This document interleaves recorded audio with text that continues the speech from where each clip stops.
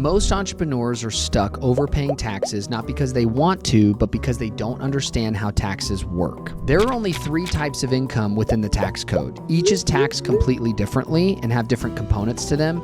And the wealthy, they avoid taxes legally by choosing the right type of income that works for their situation. And so let me show you how this works and how to start shifting your income. My name is Matt Bontrager, and I'm a CPA and have been for 10 years. And I'm the owner and founder of TrueBooks, which is a CPA firm here in Las Vegas that helps clients nationally. And we specialize in tax planning and bookkeeping, helping real estate investors specifically and entrepreneurs help keep more of their money through tax savings, keeping more of the cash that they earn. If you're paying too much in taxes, chances are it's not your income level, but it's the type of income that you have been earning. And most CPAs never explain this, and even some tax professionals don't understand this if they're newer. And so let's go through a full breakdown. So I'm going to give you a framework, and it's how high net worth clients legally reduce their taxes year over year. And so let's get into it. I think you'll find it to be helpful. There are only 3 buckets of income when it comes to your taxes. You earn income in one of these, or you don't earn income at all. So the first one is active income. This is the worst type of tax treatment. Active income is what you earn from your work, your day-to-day business. So a W-2 wage, a salary, or maybe you're self-employed. This is taxed at ordinary income rates, which could be the highest rates. Plus, if you're self-employed, you're looking at an additional 15.3% in what we call self-employment tax. And so typically, if you're a W-2 earner, you would split that 15%, 7.5% you pay and 7.5% your employer pays. But if you're a business owner, you're now stuck with the entire 15% to manage. So again, active income, especially if you're self-employed, you can be taxed at very high rates. This is why this bucket of income gets crushed. And so here's the crazy part. 88% of all US tax revenue comes from this bucket. No wonder, because this is where most people are earning their money. This is why clients try to restructure some of their income. S-corp elections, smart payroll strategies, they all start here. The second income is passive income. This is really the wealth builder. Passive income normally comes from 2 places: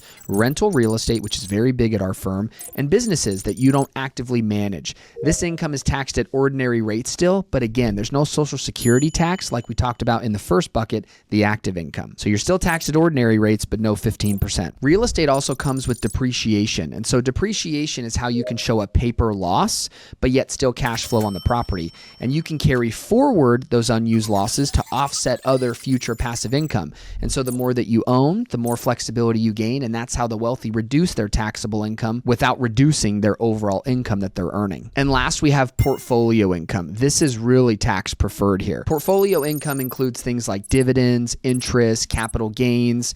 It's not subject to Social Security tax.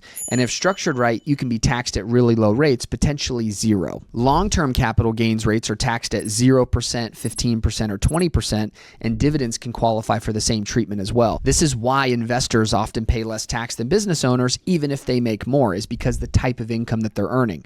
But here's the reality. You almost never magically pay 0 in capital gains tax. You either defer them, offset them, or qualify for a 0% rate, maybe in that year. And these are the only ways that it happens, and they're all within the tax code. So let's look at how this plays out in real life in a scenario. Strategy 1, stay in the 0% bracket. Long-term capital gains, so assets held for greater than 1 year, are taxed at 0% for taxpayers under a certain income threshold.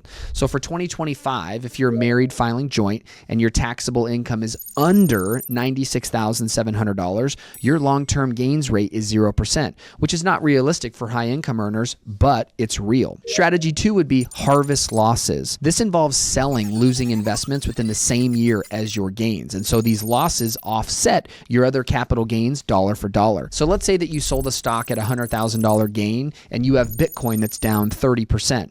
If you sell the Bitcoin, book the loss, and then buy it back, you are able to offset now and have a capital loss that will offset the gain that you had from that original stock. You still own the asset, but you just legally erase the tax bill. Here's another strategy that you hear all the time online that I think is a little bit oversold, but borrowing instead of selling. The ultra wealthy, it is true that they don't sell assets, they borrow against them, which equals no sale, there's no tax. And so if you own stock or real estate, you definitely can take out debt against these assets, which are not considered a taxable event. Loans do not count as income. You get the liquidity without triggering this taxable event, and the interest even on that loan that you took is often deductible as well. So it's kind of a win-win. Or you have something like a 1031 exchange plus like an opportunity zone fund. We see a lot of the time in real estate. So if you're considering selling a property, using a 1031 exchange to roll the gain into a newer like-kind property will defer the tax bill. You're basically telling the government you're going to sell a property property and not use any of the proceeds for your personal gain. You're going to put them all into a new deal. And so you defer paying capital gains until you eventually sell without doing a 1031 exchange again. And so if done correctly, you can keep exchanging indefinitely and step up your basis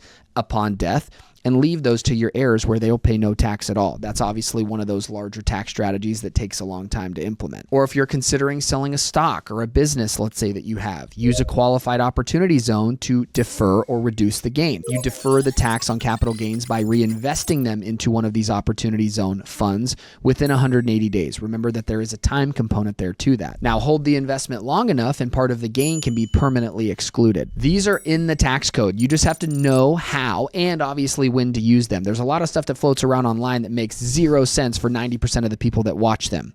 And so let's do a quick recap. Not all income is taxed the same. Remember this. The wealthy business owners that we see earn differently and legally pay less in taxes due to their tax planning and business structuring. Active income is going to get taxed the hardest. Portfolio and passive income are going to give you some more control and flexibility. The tax code rewards investors. We need to remember this. And it rewards business owners who understand structure. You don't need to be a billionaire to use this kind of tax strategy. You just need the right strategy and, as always, clean books, good accounting. Follow for more tax strategies that actually make sense and check the link below if you'd like to work with our team at TrueBooks. And remember, if there's anything else that you'd like me to cover, please leave a comment and I'd be glad to talk about it. I'll see you on the next one.